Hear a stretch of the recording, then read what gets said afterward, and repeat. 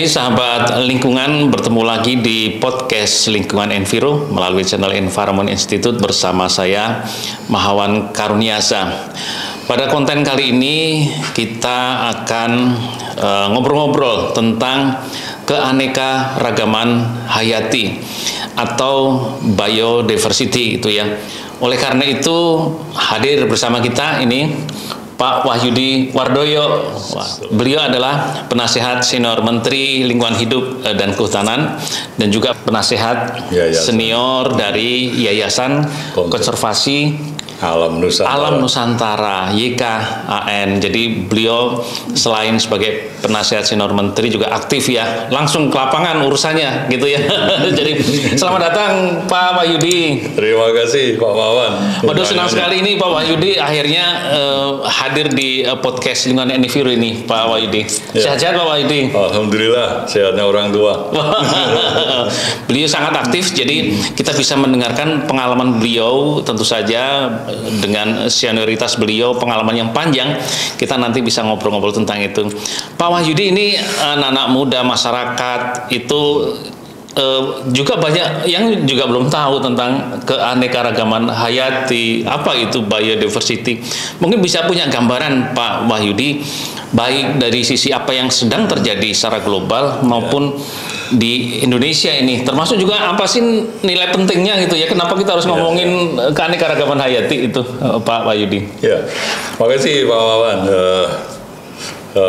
Teman-teman semua, kalau kita bicara keanekaragaman hayati atau biodiversity atau di dalam bahasa Indonesia sering disebut juga biodiversitas. Ya. Kenapa? Karena banyak sekali para ahli dan banyak buku yang mengatakan bahwa biodiversitas ini adalah komponen sangat penting bagi manusia di dunia ini. Ya. Paling tidak ada 4 fungsi utama. Dia penyedia jasa, dari mulai bahan pangan, obat-obatan, energi. Yang kedua adalah dia sebagai pengatur. Pengatur itu termasuk iklim ya, hidrologi dan sebagainya. Dia juga menjadi support untuk sistem kita hidup. Ya, betul.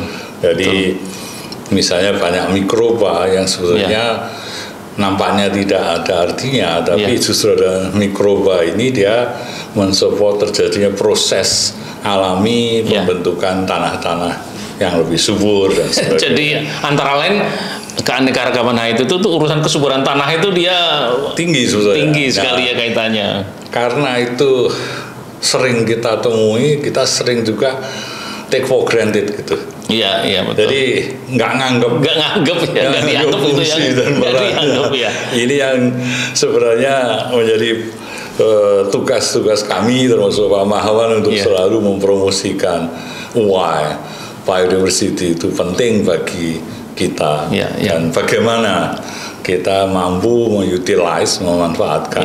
Sisi lain tadi juga kita mampu untuk memproteknya, kepunahan biodiversity ini pada abad-abad ini luar biasa. Nah itu Pak Wahyudi ya, kemarin belum lama itu kan banyak tulisan-tulisan yang menyatakan kepunahan khususnya sejak tahun 1970 itu luar biasa, dan mungkin teman-teman sahabat lingkungan perlu tahu ya.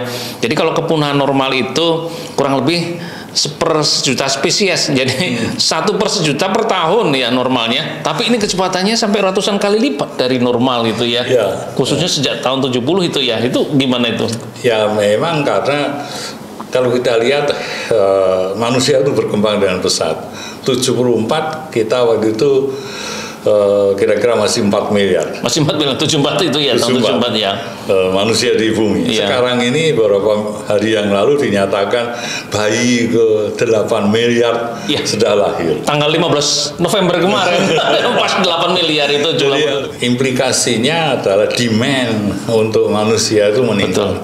Betul. Demand untuk makanan, demand untuk lahan, demand untuk hidup lebih baik. Nah, biodiversity dalam beberapa hal karena kita sering tidak terlalu paham tentang peranan dan sensitivitas, termasuk sensitivitas itu yang lebih penting ya. Inilah yang menjadi concern kami, orang-orang yang bekerja di bidang konservasi. Jadi orang nggak sensitif, nggak tahu kalau biodiversity kesentuh, terus ada kerusakan, itu dampak ke manusianya. Kira-kira apa contohnya itu Pak Wahyudi? Teman-teman sahabat lingkungan tuh mungkin butuh contoh konkret. Ini kalau keanekaragaman hayati terganggu, manusia akan kena dampaknya serius itu. Kira-kira ada contoh? Iya, jadi sering yang dipublikasikan adalah kepunahan jenis-jenis spesies yang besar, seperti harimau Jawa, harimau Bali.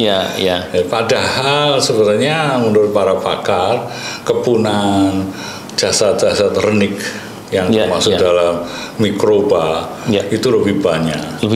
Dan kita banyak yang belum tahu peranannya, tahu-tahu dia sudah punah. Udah punah. Tanpa tahu proses untuk punah, dan bahkan juga tidak mengabaikan fungsi-fungsinya. Tahu-tahu punah gitu ya. Punah. Oleh karena itu yang banyak pakar itu yang selalu mengingatkan kita semua agar hati-hati kepunahan untuk tidak pada spesies yang besar-besar yang istilahnya flag spesies, spesies yang sering dijadikan bendera. Nah, ini yang banyak teman-teman sahabat lingkungan. Biasanya kan kalau kegiatan konservasi, wah gajah, harimau, mudah bikin kegiatan, jadi acara gitu. Tapi ternyata yang mikroba itu terlupakan, dan itu nilai pentingnya tidak kalah dengan yang besar. Karena sering kita lupa istilahnya, sehingga saya selalu ngomong kalau kita bicara biodiversity, ada itu tidak ada. Tidak ada itu ada. Ini falsafah kuno. Falsafah tinggi itu ya. Tapi kuno. Artinya apa?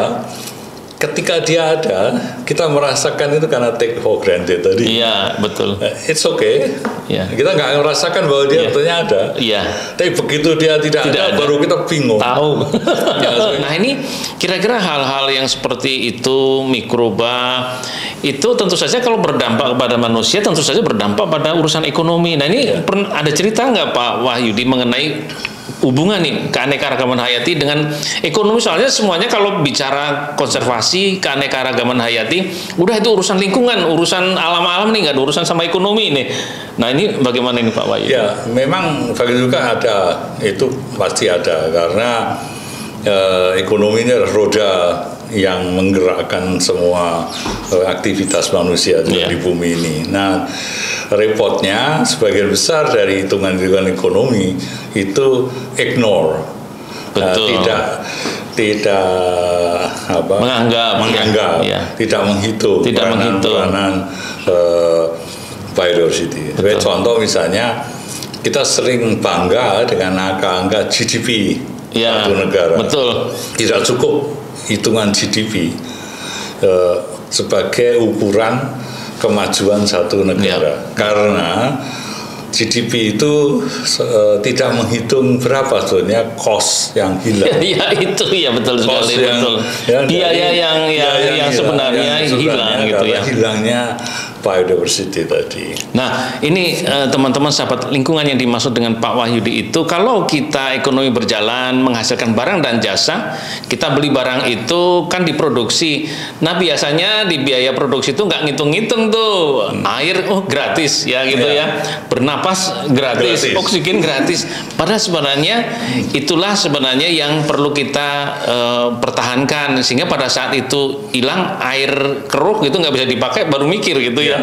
Jadi itu yang selama ini dianggap gratis, itulah yang seharusnya dihitung gitu ya. Jadi perlu dibayar, itu nggak gratis itu gitu. Tidak ada yang gratis itu. Tidak ada yang gratis. No freelance. Tidak ada freelance. Jadi selama ini makanya kenapa terjadi kerusakan alam, karena mesin ekonomi berjalan tanpa membayar, tanpa mengembalikan uang dan tidak menghitung, sehingga alam terdegradasi itu ya Pak.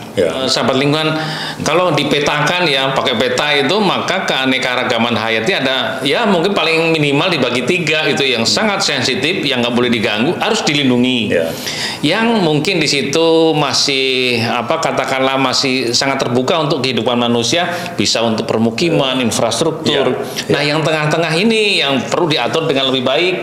Kapan jangan dipakai, dan kapan boleh. Nah, ini yang biasanya masalahnya ada di situ, tapi intinya adalah perlu diperhitungkan. Jadi kalau ada pembangunan ya biayanya ikut dihitung sehingga itu ikut dilestarikan, dipelihara, atau sebaliknya juga bisa diperhitungkan kalau gitu bangunnya jangan di situ, di tempat yang lain ya gitu ya Pak Yudi ya. Benar. Dengan iptek terbaru itu harus di review setiap saat. Karena dengan iptek baru muncul hal-hal yang dulu kita pikir nggak sensitif, ternyata sensitif ini. Nah, ini menarik sekali Pak Wahyudi.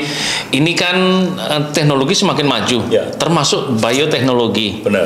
Dan ada teori ini sahabat lingkungan bahwa keanekaragaman hayati, perbedaan itu adalah sumber improvisasi. Diversity is a source of improvement. Wah, nah ini hukum-hukum keanekaragaman hayati.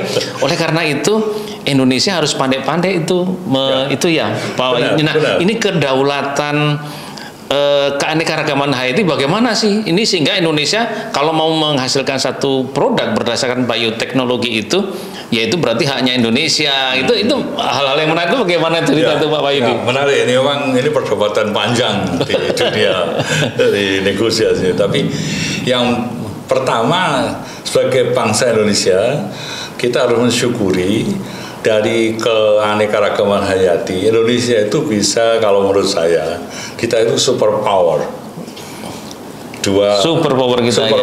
Karena keanekaragaman hayati baik di daratan terestrial maupun di lautan.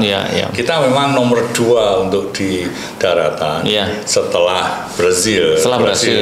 Demikian luasnya kita kalah lah keragaman hayati kita di daratan compare to Brazil.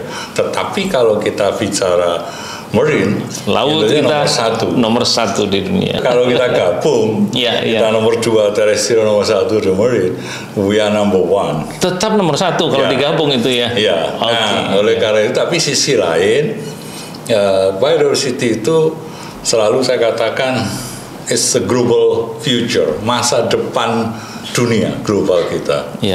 Karena tadi pangan, energi, obat-obatan, kemudian water, ini yang selalu kan fuse itu, food, energy, water scarcity itu akan bisa ditopang oleh biodiversity. Itu adanya di Indonesia. Itu adalah our global future, sehingga banyak negara sekarang berusaha untuk mendayagunakan biodiversity ini, sehingga ada satu pakar yang mengatakan pada era tahun 2050-an maka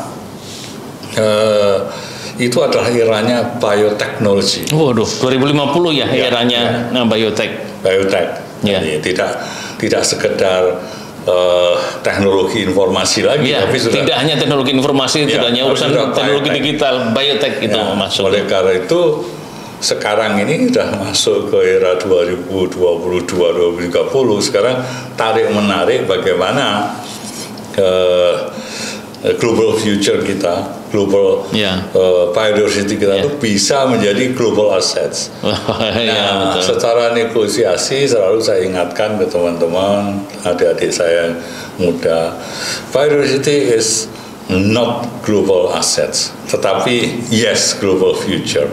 Karena sovereignty negara itu masih diakui. Dan Indonesia punya itu. Betul. Nah, itu hati-hati untuk termasuk yang teman-teman yang masih muda-muda berjuang mempertahankan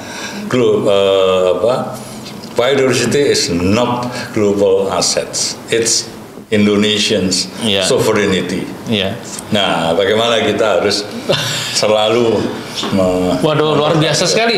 Berarti itu kan hal yang sangat penting ya bagi negara, bahkan juga terutama masa depan itu untuk mengembangkan pertama memproteksi biodiversity, kemudian mengembangkan melihat masa depan yang jauh dengan modalitas itu, kira-kira apa ini yang perlu dilakukan Pak? Ya, memang pertama untuk pemerintah sudah punya kawasan konservasi, tapi it's not enough. Tidak cukup. Oke. Karena kawasan konservasi itu saya termasuk dulu yang aktif di sana, lebih banyak dipilih untuk wilayah-wilayah yang dekat-dekat gunung. Sementara biodiversity itu lebih banyak di daerah dataran. Oh, jadi kriterianya harus diatur-atur ulang itu ya? Gitu. Ya memang tidak salah. Tidak cukup. Kurang lah gitu ya, perlu tambah kriteria. Ya. Kawasan konservasi aja tidak cukup, sehingga proteksi biodiversity harus diperluas. Tidak mesti harus dari kawasan konservasi, tetapi wilayah-wilayah perkebunan, wilayah hutan produksi, itu juga mohon dilihat ulang, karena yang betul-betul punya high sensitivitas, proksinya dilindungi, walaupun tidak mesti harus jadi kawasan konservasi. Betul. Itu yang pertama.